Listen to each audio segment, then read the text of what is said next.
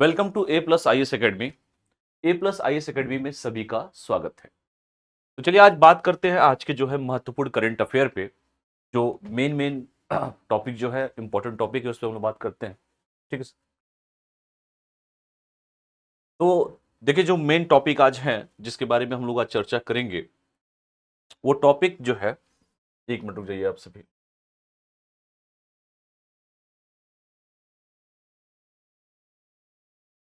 चलिए जो main topic है हम उस पर बात करते हैं। पहला है बुकर पुरस्कार 2025। इसके बारे में हम लोग चर्चा करेंगे कि बुकर पुरस्कार 2025 के बारे में।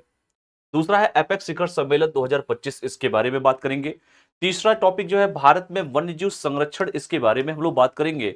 चौथा है राष्ट्रीय शिक्षा दिवस 2025, इसके बारे में बात करेंगे। और पांचवा है कि 18वां शहरी गतिशील भारत सम्मेलन, इसके बारे में बात करेंगे गतिशीलता। और लास्ट में हम क्वेश्चन भी करेंगे, आपको दिखाएंगे कि जो मैंने पिछले क्लास में जो टॉपिक पढ़ाया था उससे रिलेटेड यूपीएससी में किस टाइप के क्वेश्चन आपके पूछे जा सकते हैं। तो बिना समय गवाए सबसे पहला जो टॉपिक है हमारा, देखिए बुकर पुरस्कार 2025 के बारे में हम बात करेंगे। काफी इंपॉर्टेंट है। जब भी कोई भी पुरस्कार से संबंधित अगर कोई भी पुरस्कार हो उससे रिलेटेड संबंधित हर साल परीक्षा में आपके प्रश्न पूछे जाते हैं। तो याद रखिएगा इस बार जो बुकर पुरस्कार है, देख रहे हैं स्क्रीन पर, देख सकते हैं, दो लोग दिख रहे हैं आप सभी को। बुकर पुरस्कार चूंकि डेविड जाले या डेविड सजाले कहिए, इस जाले कहिए, सजाले कहिए, उनका एक उपन्यास है फ्लैश। फ्लैश के लिए जो है 2025 का बुकर पुरस्कार से उन्हें सम्मानित किया है, यानी कि पुरस्कार वो जीती है। और अंग्रेजी भाषा दुनिया में शीर्ष पुरस्कारों में से एक जीतने वाले पहले जो है हंगेरियन ब्रिटिश लेखक ये बन गए हैं। ठीक है, तो इसको याद रखिएगा। जो डेविड सजाले जी ने अपने जो उपन्यास है फ्लैश, तो सबसे पहले बात करते हैं बेटा बुकर पुरस्कार के बारे में। बुकर पुरस्कार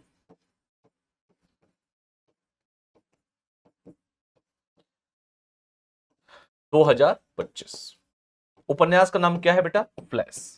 फ्लैश क्या है? उपन्यास, पहला। दूसरा, कौन जीता है? डेविड सजाले। डेविड सजाले, दूसरा पॉइंट।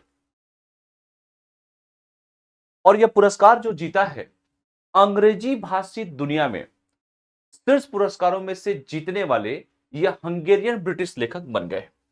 हंगेरियन ब्रिटिश लेखक,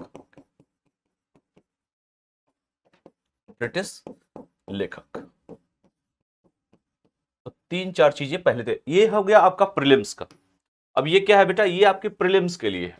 ये क्या है? आपके प्रीलिम्स के लिए। पहली बात, अगर बात करें बेटा कि बुकर पुरस्कार क्या होता है, कि बुकर पुरस्कार किसे कहते हैं, कि भाई बुकर पुरस्कार क्या है, तो बुकर पुरस्कार के बारे में अगर हम बात करें, जो मेन चीजें हैं कि बुकर पुरस्कार यह जो है इसकी स्थापना 1969 में हुई थी। स्थापना कब हुई थी?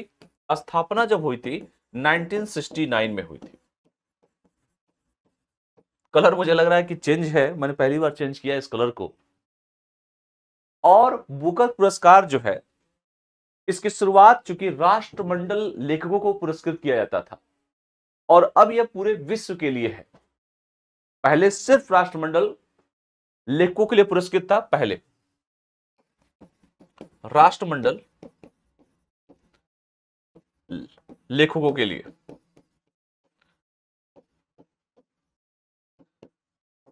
लेकिन अब पूरे सभी के लिए है, सभी के लिए।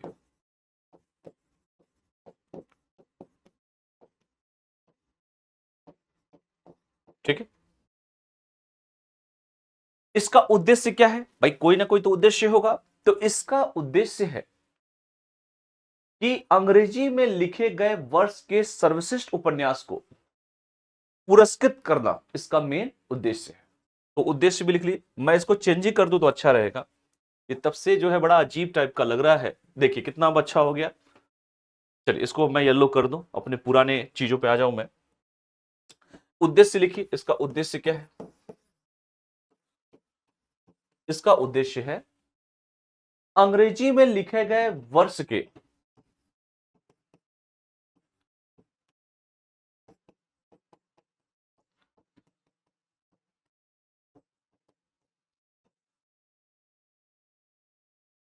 सर्वश्रेष्ठ उपन्यास को पुरस्कृत करने के लिए।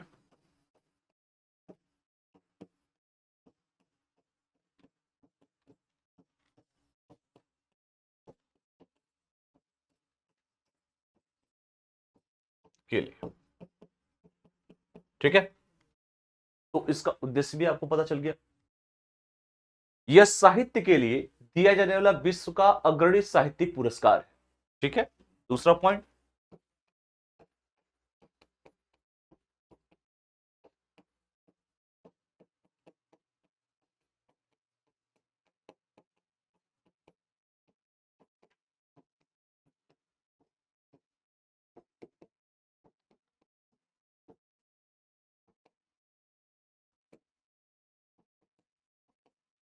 जो भी बताता हूं मैं उसको लिखा करो आप सभी। लिखा इसलिए भी करो कि परीक्षा में इस तरह के प्रश्न आपको देखने को मिलेंगे।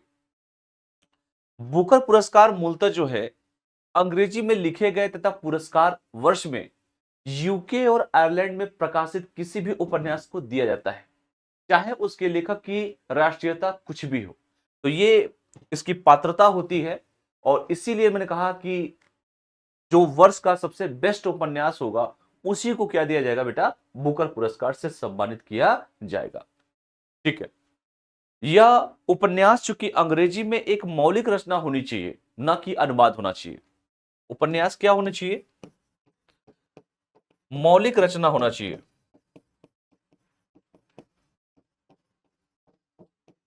क्लियर है, अनुवाद नहीं चाहिए, लिख लो, अनुवाद नहीं, ट्रांसलेशन नहीं चलेगा, मौलिक रचना होनी चाहिए। ठीक है, अच्छा, जो लोग जीतते हैं उनको कुछ मिलता उलता है क्या? इसके विजेता को 50,000 पाउंड तथा प्रत्येक जो शॉर्टलिस्ट किए जाते हैं लेखक को 2500 पाउंड प्रदान किए जाते हैं। खैर, इससे कुछ नहीं पूछेगा, मेन उद्देश्य क्या है, कब इसकी स्थापना हुई और क्या बुकर पुरस्कार किसको दिया जाता है, ये क्वेश्चन आपसे पूछे जाते हैं। तो 3 से 4 पॉइंट जो है बेटा, इसको पहले आप लोग लिख लीजिए। ठीक है, अगर आप देखेंगे कई सारे लोगों को जो है बुकर पुरस्कार मिला भी है, भारत के हो चाहे भारतीय मूल के लोग जो हैं जिनको पुरस्कार मिला है। तो आइए इससे बात करते हैं। भारतीय मूल के लेखकों को जो बुकर पुरस्कार मिला है,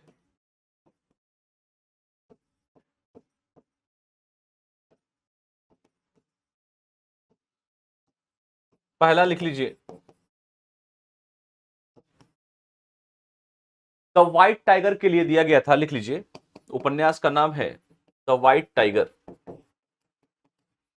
देखिए, मैं थोड़ा सा पीछे का भी बता दे रहा हूं बैकग्राउंड, जो मैं बताता हूं जो उसका क्रक्स है। इस बार किसको मिला है, किस लिए मिलता है, और जो जीतने वाला होता है उसको कितना मिलता है। तो मैंने कहा ना, विजेता को कितना मिलता है बेटा, विजेता जो होगा उसको 50,000 पाउंड मिलता है, 50,000, 50,000 पाउंड मिलता है। ये भी याद रखिएगा, पाउंड मिलता है, क्योंकि अभी शुरुआत है आप सभी की, तो इसीलिए जो जो टॉपिक आ रहे हैं तो मैं बताते चल रहा हूं। ठीक है, द व्हाइट टाइगर के लिए दिया गया था अरविंद अडिगा को, अरविंद अडिगा। दूसरा है, लिखिए, फ्री स्टेट के लिए दिया गया था, फ्री स्टेट, फ्री स्टेट के लिए नायपाल को दिया गया था। लिखिए, नायपाल। तीसरा लिखिए, the god of small things. लिखिए, the god of small things, इसके लिए किसको दिया गया था, यह दिया गया था अरुंधति राय को, अरुंधति राय। काफी बड़ी लेखक हैं ये, अब लोग चर्चा में भी रहती हैं। तो ये 3 चीजें याद रखिएगा जो भारतीय मूल के लोग थे, जो मेन था, मैंने आप सभी को बता दिया। तो नोट डाउन कर लीजिए, इसको नोट डाउन कीजिए, नोट डाउन कर लीजिए। बस 1 मिनट का मुझे समय दीजिए आप सभी।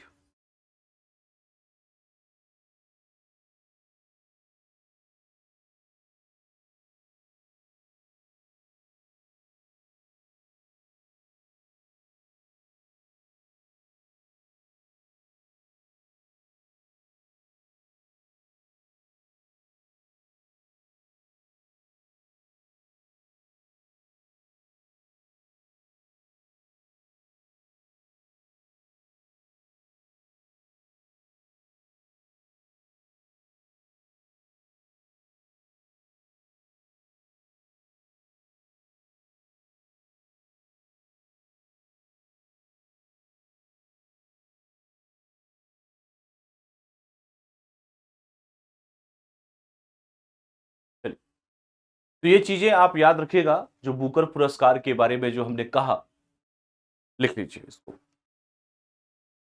अगला जो टॉपिक है बेटा, अगला टॉपिक है एपेक्स शिखर सम्मेलन 2025। ये एपेक्स शिखर सम्मेलन 2025 क्या होता है? पहले तो ये जानिए कि एपेक का मतलब क्या होता है।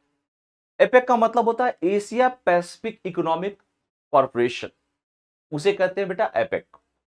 और यह क्या होता है? एक क्षेत्रीय संगठन होता है। जैसे ब्रिक्स है आपका, जैसे आप मान लीजिए एशियन डेवलपमेंट बैंक है, एडीबी जो है, तो वैसे ही एपेक है। अच्छा, इसका काम क्या होता है? यह एशिया पैसिफिक का मतलब है एशिया प्रांत क्षेत्र में मुक्त एवं स्वतंत्र व्यापार तथा आर्थिक एकीकरण को प्रोत्साहित करने के लिए जो है ये बनाया गया है। तो इसका नाम है एपेक, इसको याद रखिएगा, क्योंकि एशिया पैसिफिक की पूरी बात की गई है। यह सम्मेलन जो इस बार का हुआ है, एपेक सम्मेलन 2025 जो हुआ है बेटा, यह सम्मेलन विश्व रूप से अगर देखा जाए तो अमेरिका और चीन के बीच जो व्यापारी समझौते के कारण ये काफी चर्चा में रहा भी है। जिस प्रकार से अमेरिका और चीन दोनों अपनी नजदीकों को बढ़ा रहे हैं, उसको देखते हुए इसको याद रखिएगा, यह सम्मेलन हुआ है। तो यह भी याद रखिएगा, एपेक्स शिखर सम्मेलन 2025। तो आइए इसके बारे में थोड़ा सा मैं बता दूं। सबसे पहले लिखिए एपेक 2025। ए पर क्या है? एशिया। पी पर क्या है? पैसिफिक। ई पर क्या है? इकोनॉमी। ई पर क्या है बेटा? इकोनॉमिक। और सी पर क्या है? कॉरपोरेशन। तो ये चार चीज पहले तो ये याद रखना एपेक का। अच्छा, ये क्या है? ये भी प्रश्न आएगा। यह क्षेत्रीय संगठन है, क्षेत्रीय संगठन। और काम क्या है? कार्य क्या है? तो इसका कार्य है एशिया प्रशांत क्षेत्र में, लिखिए एशिया प्रशांत क्षेत्र में क्या करना भैया? मुक्त एवं स्वतंत्र व्यापार, लिखिए।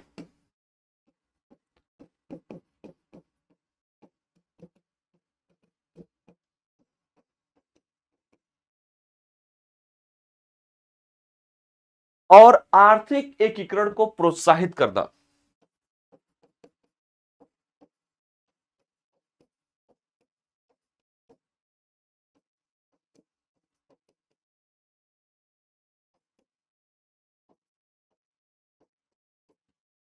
देखिए, इसे कहते हैं एपेक 2025।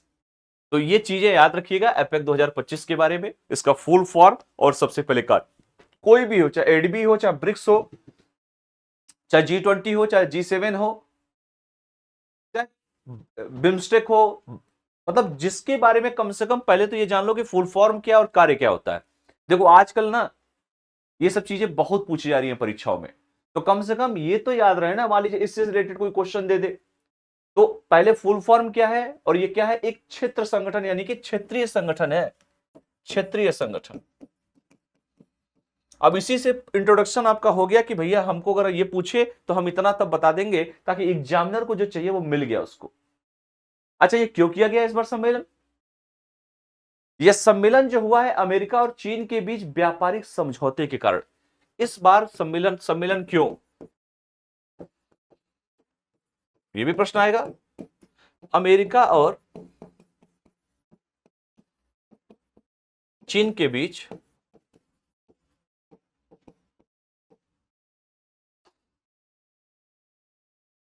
व्यापारिक समझौते के कारण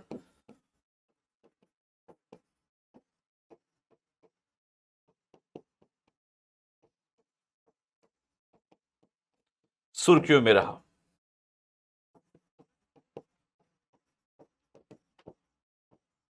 बस पहले इतना लिख लीजिए आप सभी। क्लियर है सबको? अच्छा, कोई कहेगा सर थोड़ा सा इसकी स्थापना बताओ, कब हुआ, या पहली बैठक कहां हुई, या इसका मुख्यालय कहां पर है, कितने सदस्य हैं इसके? तो लिखो थोड़ा सा इसके बारे में और भी लिख लो। इसकी स्थापना जब हुई थी, लिखो, नोट्स आप लोग को मिल जाते होंगे, अपने कमेंट, अपने सुझाव मुझे जरूर दिया करें। 1989 में हुआ था, 1989। ऑस्ट्रेलिया के एक प्रधानमंत्री थे जिनका नाम था बॉब हॉक। उनने सुझाव दिया था, ऑस्ट्रेलिया के पीएम बॉब हॉक ने सुझाव दिया था, बॉब हॉक द्वारा,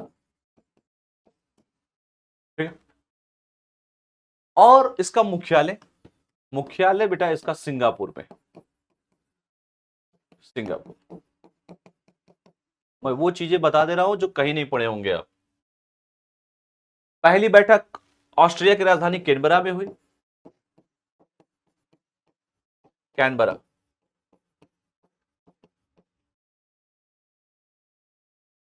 कितने सदस्य देश है, तो सदस्य देशों की संख्या लिख लो, 21 है, 21। अब मुझसे ये ना पूछना कि सर सदस्य कौन कौन है। अरे ऑस्ट्रेलिया है, थाईलैंड है, अमेरिका है, वियतनाम है, बहुत सारे हैं। टोटल याद रखना 21। थोड़ा घर पे जाके होमवर्क कर लेना कि 21 कौन कौन से सदस्य हैं। मान लो क्वेश्चन में आ जाए कि एपेक का सदस्य कौन नहीं है, ठीक है।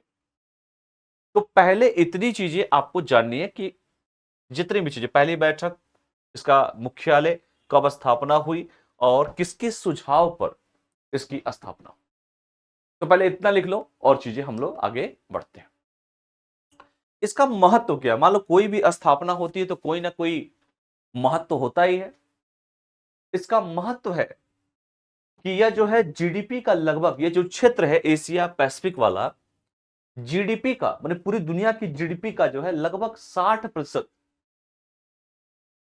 अर्थात व्यापार का आधा और जनसंख्या का 40% जो है बेटा, परसेंटेज जो है, ये कवर करता है।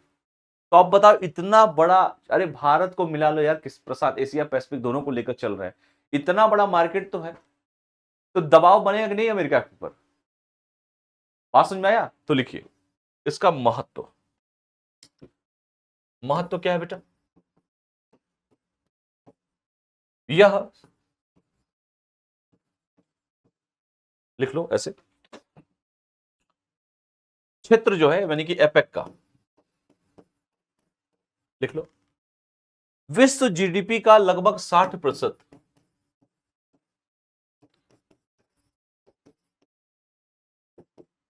60%, व्यापार का 50%,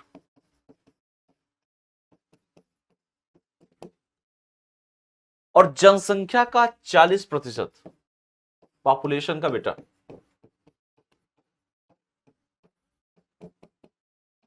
कवर करता है।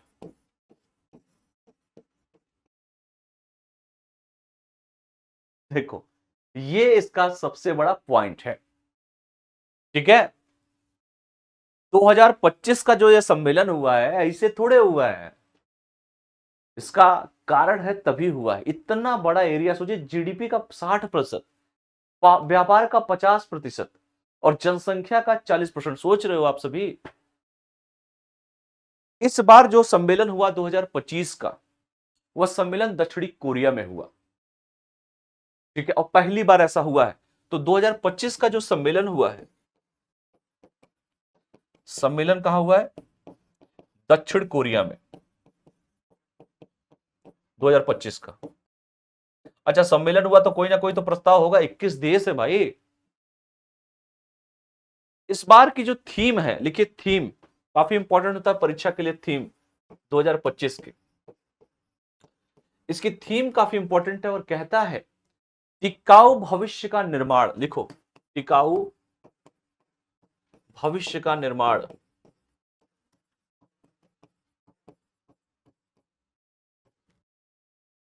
जुड़ाव, नवाचार और समृद्धि। जुड़ाव, नवाचार, समृद्धि। ये इसकी थीम है। देखिए इस तरह से पढ़ना है आपको।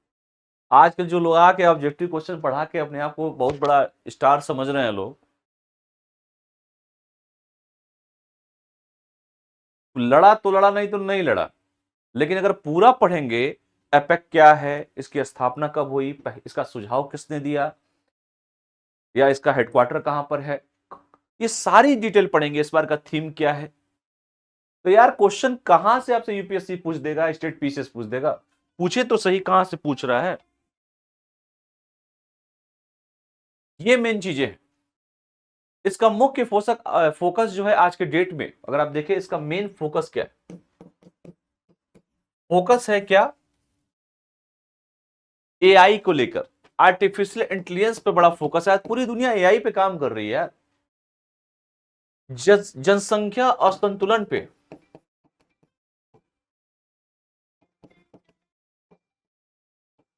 एक मिनट रुक जाइए आप सभी।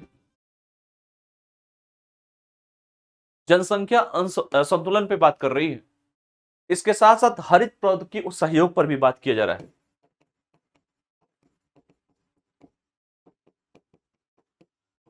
सहयोग पे भी जो है बात हो रहा है। लिख लीजिए इतना, फिर मैं बात करता हूं, एक मिनट दीजिए मुझे।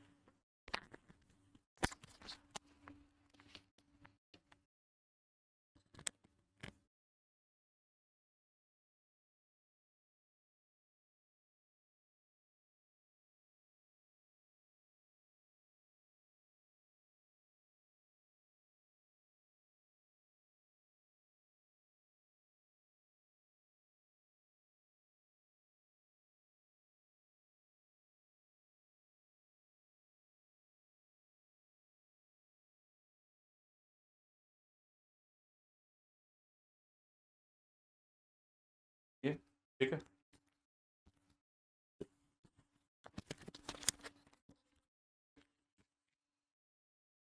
ठीक।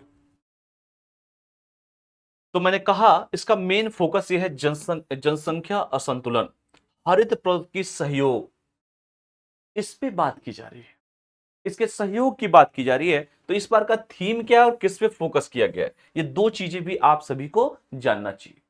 क्लियर है बेटा, लिख लो इन चीजों को, ये सारी चीजें बहुत इंपॉर्टेंट है। और मैंने कहा आप सभी से, इसका महत्व जो है, मैंने कहा कि वैश्विक अर्थव्यवस्था जो है उसमें स्थिरता लाना, एपेक को जो है बहुपक्षीय सहयोग का नया आयाम मिलना, और ये सारी चीजें इसमें दी गई है। एपेक के जितने भी नेता हैं जो इससे जुड़े हैं, सभी के लिए लाभदायक व्यापार सहमति की बात इसमें की गई है। वैश्विक आर्थिक जो कहा जाए आपूर्ति श्रृंखला, उस पर विशेष बल दिया गया है। तो ये सारी चीजें किया गया है इसमें, तो याद रखिएगा, काफी इंपॉर्टेंट है। और ये जो है परीक्षा में आपके पूछा जा सकता है। सारे पॉइंट को मैंने बता दिया। पहली बात ये मैं बता दूं बेटा कि भारत एपेक का सदस्य नहीं है। भारत जो है, लिख लीजिए नोट करके, भारत जो है एपेक का सदस्य नहीं है, नहीं, एपेक का सदस्य नहीं है। परंतु इसके जो निर्णय है, इसका जो निर्णय है बेटा, हिंद प्रशांत रणनीति, लिख लो, हिंद प्रशांत रणनीति और मुक्त व्यापार नीति पर यह जरूर प्रभाव पड़ता है। फ्री ट्रेड,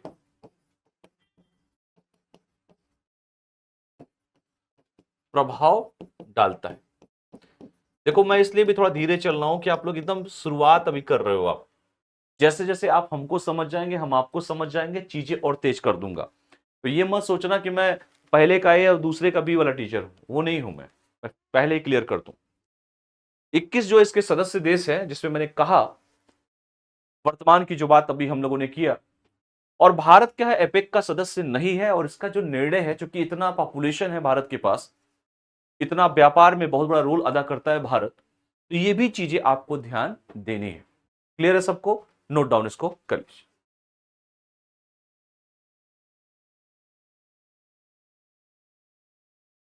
देखिए कुछ लोग कहेंगे सर कि 21 सदस्य लिख लो यार, 21 सदस्य कौन कौन से हैं। देखो भारत को नहीं हो तो बताना भी तो पड़ेगा। लिखिए 21 सदस्य। देखो ऑस्ट्रेलिया है, कनाडा है, बुर्नोई है, ऑस्ट्रेलिया, कनाडा,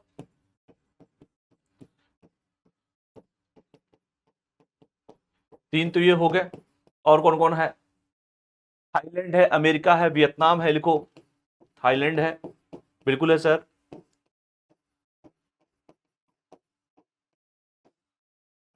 छह तो यही हो गए आपके। ठीक है, सिंगापुर है। तो सिंगापुर होगा तो यार रूस तो रहेगा ही रहेगा। फिलीपींस है। इसके साथ साथ बेटा गिनी है, पेरू है, यहां तक कि बेटा पापुआ न्यू गिनी है। कितना हो गया? इसके साथ साथ बेटा न्यूजीलैंड है, मैक्सिको है, मलेशिया है।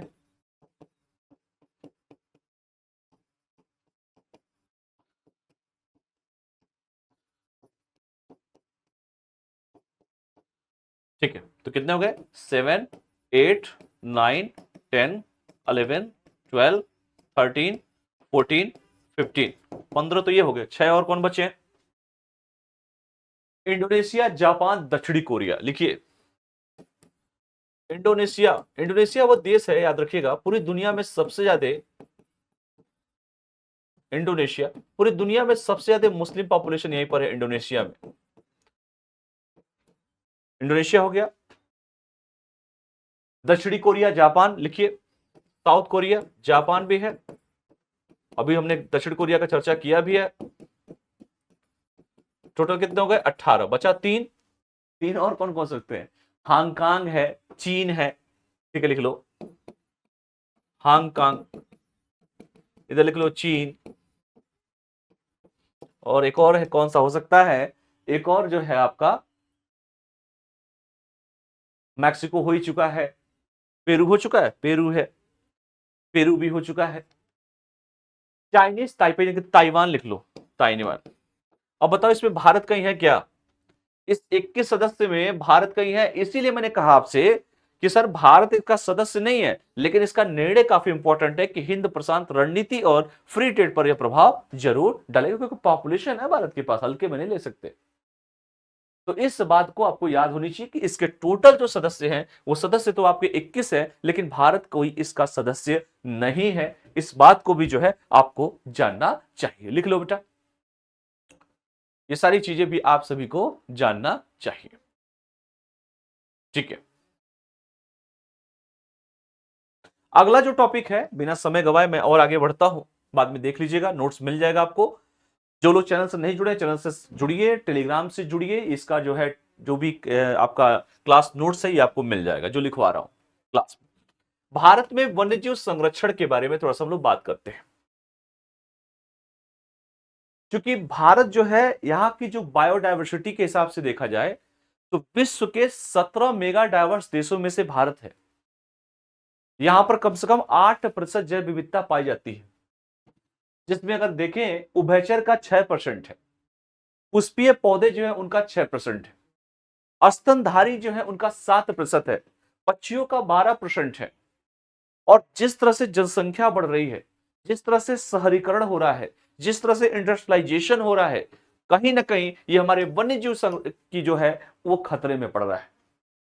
ऐसे में इसका जो संरक्षण करना बेटा काफी इंपॉर्टेंट है, क्योंकि सारा क्या है, एक इकोसिस्टम है। आपने देखा वन्यजीव संरक्षण अधिनियम लाया गया, टाइगर प्रोजेक्ट लाया गया, हाथी प्रोजेक्ट लाया गया, गैंडा प्रोजेक्ट लाया गया। आखिर इस प्रोजेक्ट को लाने का मेन उद्देश्य क्या है? कई सारे संवैधानिक सुधार की भी बात की गई। आज देखिए, पहले बाज जो था वो देखने को मिलता था, लेकिन आज नहीं दिख रहा है। आज बहुत सारे पक्षी जो हैं विलुप्त हो गए हैं, दिखते ही नहीं है, क्योंकि सभी क्या है, सभी एक इकोसिस्टम में हम रहते हैं, और किसी चीज का नहीं होना कहीं ना कहीं हमारे लिए समस्या पैदा भी करता है। तो सबसे पहले ये जानिए कि वन्यजीव संरक्षण का आखिर मेन उद्देश्य क्या है। बात समझ में आया? तो मैंने कहा कि यहां पर भारत में जो मैंने कहा जैव विविधता यानी कि बायोडायवर्सिटी के हिसाब से देखा जाए, भारत जो है बायो डाइवर्सिटी के हिसाब से देखा जाए भारत को, तो 17 मेगा बायोडाइवर्स देशों में से एक है। पहली पॉइंट। दूसरा, 8% वैश्विक जैव विविधता पाई जाती है। लिखिए 8% वैश्विक जैव विविधता। ठीक है। अब मैंने कहा कि पक्षियों की संख्या कितनी है, तो पक्षी लिख लीजिए, कम से कम भारत में जो पक्षियां पाई जाती हैं वो 12% है। उभयचर कितने हैं बेटा, उभयचर आपके 6% आपके पास। पुष्पीय पौधे कितने हैं, वो कितने हैं, वो आपके कम से कम 6% है। और यहां तक कि स्तनधारी कितने हैं, स्तनधारी ये आपके 7% है। ठीक है, तो पहले इस पॉइंट को आपको पहले लिखिए, उसके बाद इसके जो भी संवैधानिक प्रावधान है उस प्रावधानों के बारे में हम बात करेंगे। जैसे वन्यजीव संरक्षण एक्ट आया 1972 में। आप जानते हैं कि वन्यजीव संरक्षण जो एक्ट आया, वन्यजीव संरक्षण एक्ट 1972 में है, जो कि परीक्षा में खूब पूछा जाता है। अरे वन्यजीवों को संरक्षण करना, और आज जिस तरह से इंडस्ट्रियलाइजेशन हो रहा है, व्यापार हो रहा है, पेड़ों को काटा जा रहा है, वो कहीं ना कहीं समस्याएं पैदा कर रहा है। इस अधिनियम के तहत कई सारे, अगर आप देखेंगे तो कई सारे कहा जाए संरक्षित क्षेत्र घोषित किए हैं। जैसे संरक्षण रिजर्व है, संरक्षण रिजर्व की बात की गई। इसके बाद जो बात की गई बेटा, राष्ट्रीय उद्यान की बात की गई, जितने भी हमारे राष्ट्रीय उद्यान हैं उसकी बात की गई। इसके साथ साथ बेटा वन्यजीव अभ्यारण्य की बात की गई, वाइल्ड लाइफ सेंचुरी की बात की गई। ये सारी चीजें इसमें हमने बात किया संरक्षण एक्ट में। ठीक है, पहले इतना लिख लीजिए, फिर हम इसके आगे चर्चा करते हैं। और मैं जो पढ़ा रहा हूं, मैं फिर कह रहा हूं आपको, मैं सिर्फ एक रास्ता दिखा रहा हूं। जो पढ़ाया जा रहा है, जो सिनॉप्सिस बता रहा हूं, इसको अच्छे से लिखिए और प्रीलिम्स में या मेंस दोनों में काम देगा। यहां तक इसमें कहा गया है कि इसका उल्लंघन करने वालों को कठोर दंड का प्रावधान है। उल्लंघन करने वालों का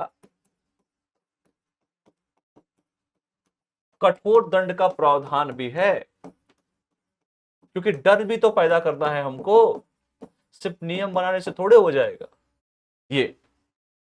तो ये भी बात आप इसमें इंक्लूड करेंगे। लिख लीजिए पहले फटाफट, सब लिखे।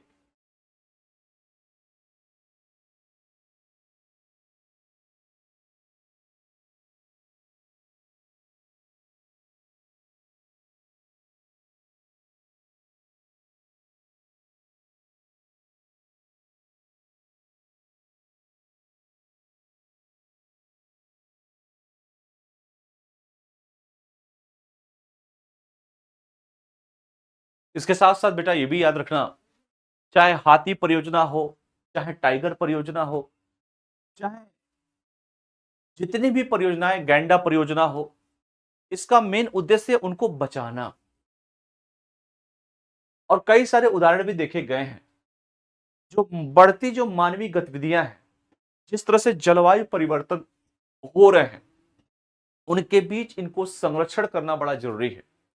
वन्य जीवों की रक्षा केवल पर्यावरण के लिए नहीं है, यह मानव अस्तित्व के लिए भी जो है किया गया है। तो इन जितने भी वन्य जीव हमारे हैं, उनको बचाना हमारी नैतिक जिम्मेदारी भी है। और सरकार के द्वारा समय समय पर तरह तरह के प्रयास भी किए गए। जिस तरह से पक्षी या अन्य जानवर धीरे धीरे विलुप्त हो रहे हैं इस इकोसिस्टम से, वो कहीं ना कहीं एक चुनौती भी हम लोग के लिए दिया गया है। और इसका सबसे बड़ा कारण है बढ़ती मानवीय गतिविधियां। क्योंकि अगर उनके एरिया में अगर आप जाओगे या उनके इको जोन में आप जाओगे तो फिर दिक्कतें तो होंगी। तो इस बात को भी याद रखिएगा। ठीक है, इस टॉपिक काफी इंपॉर्टेंट है, इसको अच्छे से पढ़ लीजिएगा। जो डेटा दिया है उस डेटा को पढ़ लीजिएगा। और इस एक्ट के बारे में मैंने आपको बता दिया, मोटा मोटी जो संरक्षण की बात की गई उसके बारे में भी हमने चर्चा कर लिया। अगला जो है राष्ट्रीय शिक्षा दिवस 2025। खैर 11 नवंबर को राष्ट्रीय शिक्षा दिवस मनाया जाता है। और स्वतंत्र भारत जब देश ये आजाद हुआ, तो प्रथम देश के शिक्षा मंत्री मौलाना अबुल कलाम आजाद जी की जयंती भी पड़ती है।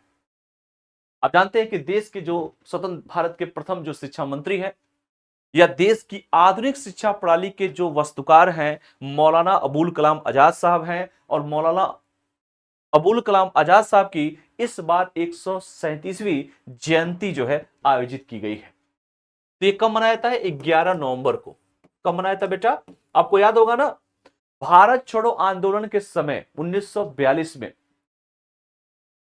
सारे बड़े नेताओं को जेल डाल दिया गया था, कोई आयोजन ही नहीं कहीं हुआ था, और सबसे ज्यादा समय तक ये वही मौलाना अबुल कलाम आजाद साहब हैं, सबसे ज्यादा समय तक इस देश के क्या बने हैं?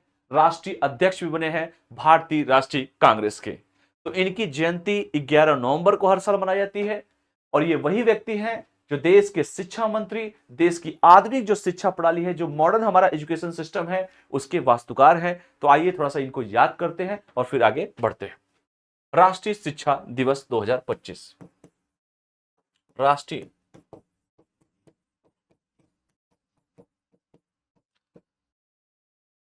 ग्यारह नवंबर मौलाना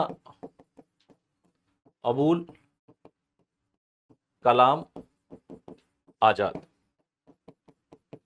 137वीं जयंती मनाई गई। देखो ये प्रीलिम्स वाले बच्चे बस इसी से खुश हो जाएंगे। कौन है मौलाना अबुल कलाम आजाद? भारतीय राष्ट्रीय कांग्रेस के लिख लो, भारतीय राष्ट्रीय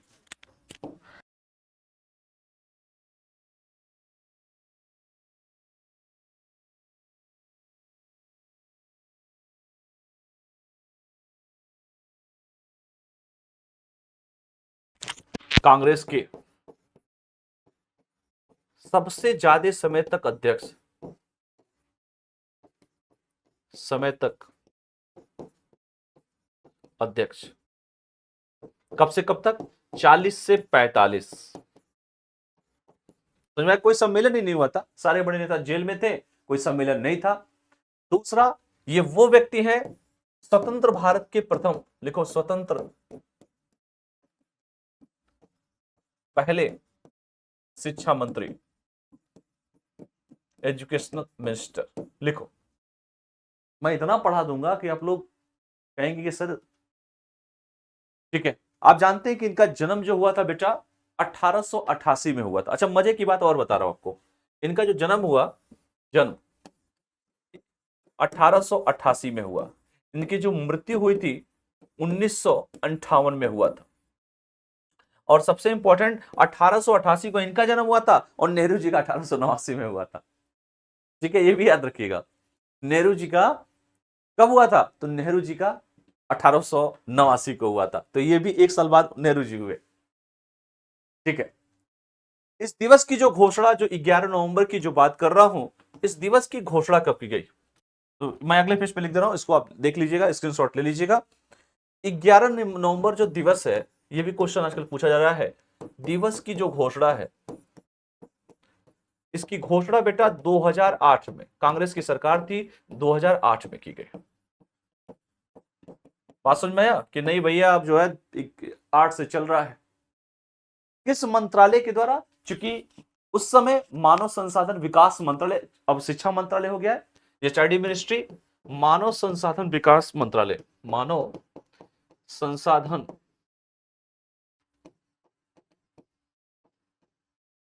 विकास मंत्रालय। देखो अभी हम लोग शुरुआत कर रहे हैं, अभी हमने 8-10 क्लास ली है, मैं अपने तरीके से चलता हूं और जिस तरह से बता रहा हूं बस उसी को फॉलो करो। वही नोट्स अगर आपने पढ़ लिया, थोड़ा सा जाके रिसर्च कर लो, पढ़ाने को हम सब पढ़ा देंगे कि इनका जन्म कब हुआ, मृत्यु कब हुआ। और ये तो वो व्यक्ति है मौलाना अबुल कलाम आजाद साहब, सबसे युवा भी थे। मक्का में इनका जन्म हुआ था, बाद में कलकत्ता आ गए, आकर बस गए, राष्ट्रवादी के रूप में उभरे, देश की आजादी में बहुत बड़ा योगदान था। 47 से 58 तक देश के शिक्षा मंत्री बने, जब तक उनकी मृत्यु ना हो गई। वो हल्के फुल्के व्यक्ति नहीं थे, उन्होंने तकनीक की बात उस जमाने में की, टेक्नोलॉजी की बात किया था। इनोवेशन, जितने भी देखेंगे जो लोग बाहर से पढ़ के आए हमेशा टेक्नोलॉजी की बात किए। इस देश में जब देश आजाद हुआ तो देश को खाने के लिए अन्न नहीं था। सोचिए उस समय देश के प्रधानमंत्री ने कितनी बड़ी-बड़ी काम किए। इतना आसान थोड़े था कि 1947 के बाद देश, आज जो लंबी चौड़ी बातें कोई भी पार्टी वाला कर लेता है, लेकिन सच्चाई क्या है? उस समय स्थिति बहुत खराब थी। खाने के लिए नहीं हुआ, लेकिन हमने मेहनत किया, हरित क्रांति इस देश में हुई, इतना अनाज हुआ, कोविड का दौर आया, देखिए कोविड के दौर में हमने पूरी दुनिया को खिलाया, भारत को तो खिलाया। भारत का कोई ऐसा गांव नहीं था, 5 किलो की जगह 10 किलो सरकार ने अनाज दिया था। ये अप्रिशिएट करना चाहिए हमारी गवर्नमेंट को। हमारी मतलब हम सब की जो इस समय है वो सबकी गवर्नमेंट है, मैं किसी पार्टी की बात नहीं कर रहा हूं। लेकिन भारत ने इतना उत्पादन कर दिया, हमने अपना लोगों का पेट भरा तो भरा, हमने बाहर के लोगों को भी भेजा, अपने अगल बगल के पड़ोसियों को भेजा, रसद की आपूर्ति हमने उस समय किया। कहना बड़ा आसान है कि हमने, लेकिन कोविड जैसे दौर में जब इस देश में जीने और मरने की जो है नौबत आ चुकी थी, और बहुत पहले की बात नहीं कर रहा हूं, कुछ ही सालों पहले की बात कर रहा हूं, बात समझिएगा। आज हम कुछ भी बोल के निकल जाते हैं, लेकिन सच्चाई देश की यही है।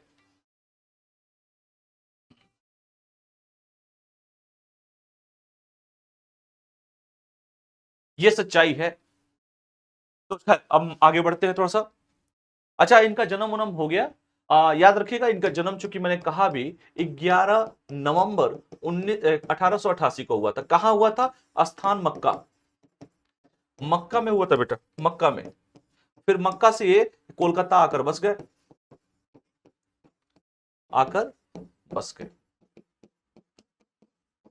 बात समझिए, ठीक है। और 1900, याद रखिएगा 1947 से जब देश आजाद हुआ उस समय से लेकर जब तक इनकी मृत्यु नहीं हो गई, देश के शिक्षा मंत्री। हल्के फुल्के व्यक्ति थोड़े थे, आजकल के तरह थोड़े थे कि नेता अंगूठा छाप हो, वित्त मंत्री अंगूठा छाप हो। मतलब बहुत सारे ऐसे, मैं वित्त मंत्री का नहीं बोल रहा हूं, तो पढ़ी लिखी है निर्मला सीतारमन जी, लेकिन ऐसे बहुत सारे अंगूठा छाप हैं जो कभी खेती के बारे में नहीं जानते, खेती मिनिस्टर बने हैं। जो शिक्षा के बारे में नहीं जानता वो शिक्षा मिनिस्टर बन जाता है। जो कुछ जानता ही नहीं है वो, उसको वो डिपार्टमेंट दे दिया। अरे भैया, जो योग्य व्यक्ति उसको दो ना। धर्मेंद्र प्रधान जी पढ़े लिखे हैं, मैं उनको नहीं बोल रहा हूं, मैं टारगेट किसी को नहीं कर रहा हूं, लेकिन जो कैपेबल हो उसको दीजिए, जो कैपेबल ना हो उसको क्या दे रहे हैं इन्होंने।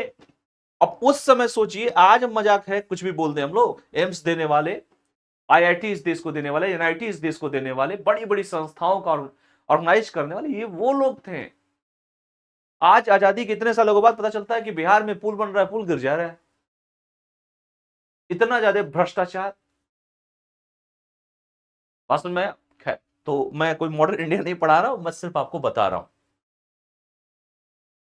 ठीक है। तो वैज्ञानिक दृष्टिकोण इनका बड़ा अप्रोच था, वैज्ञानिक दृष्टिकोण था।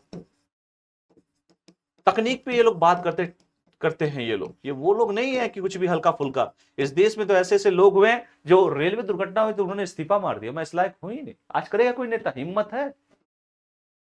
अभी कुछ ही दिन पहले दिल्ली में ब्लास्ट हुआ। मैं मानता हूं कि आज 2015 के बाद कुछ नहीं हुआ था, अभी तक दिल्ली में हुआ ही नहीं था कुछ। पहली बार ऐसी घटनाएं घटी। इंटेलिजेंस हमेशा अच्छा काम करती है, अप्रिशिएट में करता हूं उनके कामों को, लेकिन इस बार हो सकता है चूक हो गई हमारी इंटेलिजेंस, हमारी सिक्योरिटी को लेकर। लेकिन ऐसा नहीं है, उन लोगों ने बहुतों की जान आज तक, देखिए तब तक सेफ तो थे ना हम लोग। इस बार कुछ ऐसा हुआ, थोड़ा सा कहीं टेक्निकल फॉल्ट आ गया, कुछ अपने ही होंगे जिनको आदमी पकड़ नहीं पाया। तो खैर, इस तरह की घटनाएं नहीं होनी चाहिए, लेकिन हुई, बहुत लोगों की जान चली गई उसमें। अभी चल रहा है मामला, जांच का विषय बना हुआ है। चलिए, तो ये सब हम बात करेंगे, ठीक है।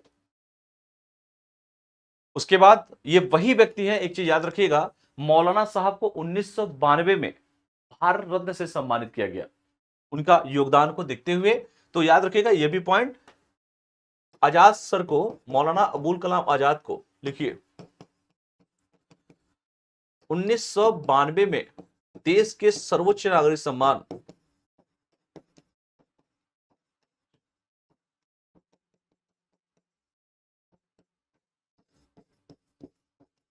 भारत रत्न से सम्मानित।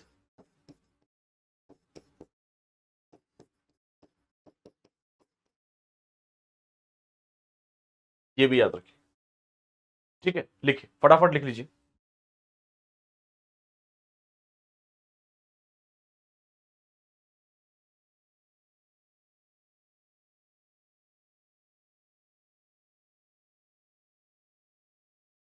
अगला जो हम लोग पढ़ेंगे बेटा, वो पढ़ेंगे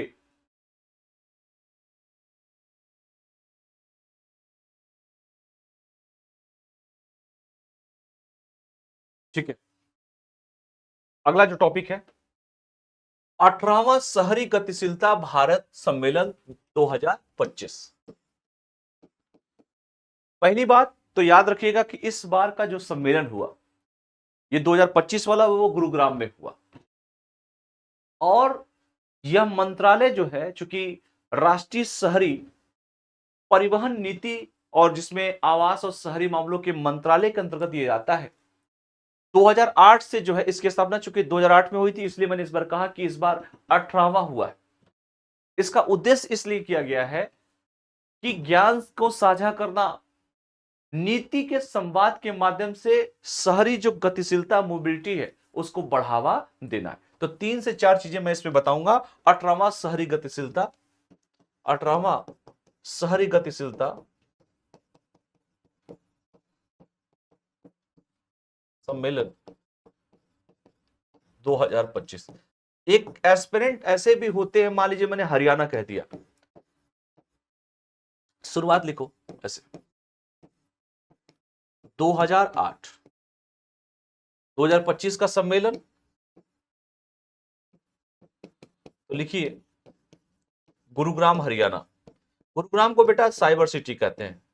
पहले इसका नाम गुड़गांव था, लेकिन अब बेटा इसका नाम है गुरुग्राम। ठीक है, इसका उद्देश्य क्या है? इसका उद्देश्य है क्या करना? ज्ञान को साझा करना, ज्ञान को साझा करना इसका मेन उद्देश्य है। इसके साथ साथ एक चीज और है, नीति संवाद के माध्यम से, नीति संवाद के माध्यम से सतत विकास करना।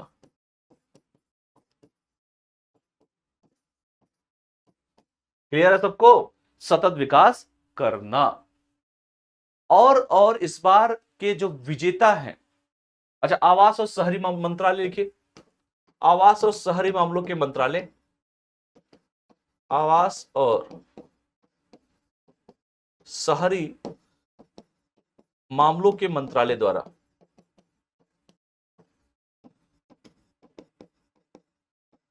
समझे बेटा? और तो और इस बार के जो विजेता हैं वो और कोई नहीं, चेन्नई शहर है। याद रखिएगा, मेट्रोपॉलिटन ट्रांसपोर्ट कॉर्पोरेशन चेन्नई को दिया गया है। आप लोगों को क्या करना, जैसे मैं अगर कहूं हरियाणा, मान लीजिए क्या बोलूं, हरियाणा, तो आप हरियाणा के सीएम कौन है, हरियाणा के राज्यपाल कौन है, हरियाणा के जो है लोकसभा की कितनी सीटें हैं, राज्यसभा की कितनी सीटें हैं, विधानसभा की कितनी सीटें हैं, और विधान परिषद है कि नहीं, कम से कम इतना जाके घर पे थोड़ा सा पढ़ के और आप हमको कमेंट करिएगा। सभी राज्यों का मैं बोल रहा हूं। हरियाणा, आप जानते हैं कि वो राज्य है जहां का लिंगानुपात सबसे कम है। हरियाणा वो राज्य है, आप देखे होंगे, जो मतलब लोकसभा की कितनी सीटें हैं, राज्यसभा की कितनी सीटें, इस सब आप जाके थोड़ा सा घर पे रिसर्च करके हमको कमेंट बॉक्स में इसका कमेंट करके मुझे आप बताएंगे। ठीक है, तो ये रहा 18वां शहरी गतिशीलता सम्मेलन 2025। तो ये जितने भी टॉपिक थे हमने जो पढ़ा, कुछ प्रश्न को लेकर मैं आया हूं जो मैं पिछली क्लास में पढ़ाया हूं।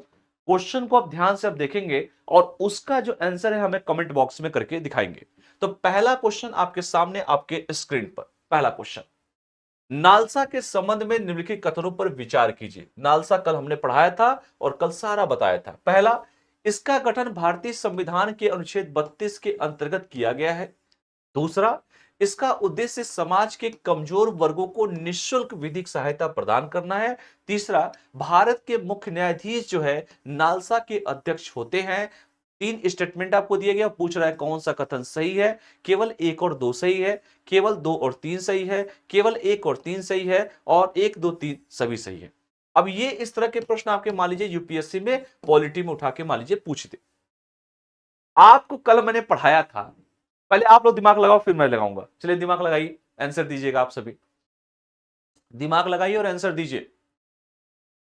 ठीक है, तो कल मैंने कहीं के अनुच्छेद 32 का जिक्र किया था क्या? कहीं पर भी मैंने अनुच्छेद 32 का जिक्र किया था? नहीं। मैंने 32 का तो जिक्र नहीं किया था, लेकिन मैंने ये जरूर कहा था कि नालसा जो है बेटा, लीगल सर्विस अथॉरिटी एक्ट जो है 1987 के तहत इसकी स्थापना हुई थी। तो पहला स्टेटमेंट तो वैसे ही गलत हो गया। अब जब पहला हो गया तो एलिमिनेशन मेथड का प्रयोग करो, तो ये तो भैया वैसे ही गलत हो जाएगा। अब ये गलत हो जाएगा तो ये भी वैसे ही गलत हो जाएगा, और 1 2 3 तो वैसे ही नहीं होगा। अगर समझदार कोई व्यक्ति होगा तो डायरेक्ट इसका आंसर बी मार देगा। यार पहले तो वैसे ही गलत है, ये 32 के तहत नहीं हुआ था, एक्ट 1987 के तहत हुआ था, 1987 के तहत हुआ था। तो देखिए यही सब क्वेश्चन जो है आपको पॉलिटी में करंट को अपडेट करके पूछ देगा। दूसरा, इसका उद्देश्य यही था कि समाज का जो वीकर सेक्शन है, कमजोर जो लोग हैं, निःशुल्क विधि सहायता देना, बिल्कुल ये सही बात है। तीसरा था कि भारत के मुख्य न्यायाधीश नालसा के अध्यक्ष होते हैं। कल मैंने 3 चीजें बताई थी, केंद्र लेवल पर, राज्य लेवल पर और जिला लेवल पर। बात समझ में आया? तो इसलिए इसका आंसर हो जाएगा ऑप्शन बी, बिल्कुल ही सही जवाब। और ये क्वेश्चन आपके प्रीवियस ईयर में पूछा गया है, काफी इंपॉर्टेंट क्वेश्चन है बेटा, इसको आप लोग याद रखिएगा।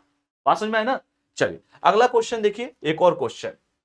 असम के बहुविवाह प्रति प्रस्तावित कानून के सामाजिक न्याय व संवैधानिक आयामों को देखते हुए निम्नलिखित में से कौन सा जो पहलू है सामाजिक नीति के दृष्टिकोण से महत्वपूर्ण है?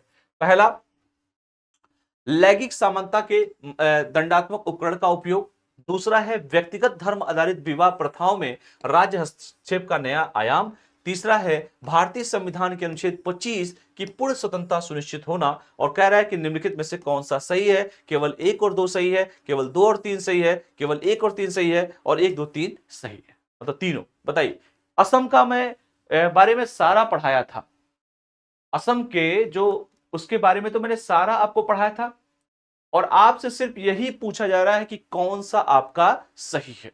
ठीक है, चलिए इसका फटाफट आंसर दीजिए मुझे, जो फटाफट आंसर दीजिए।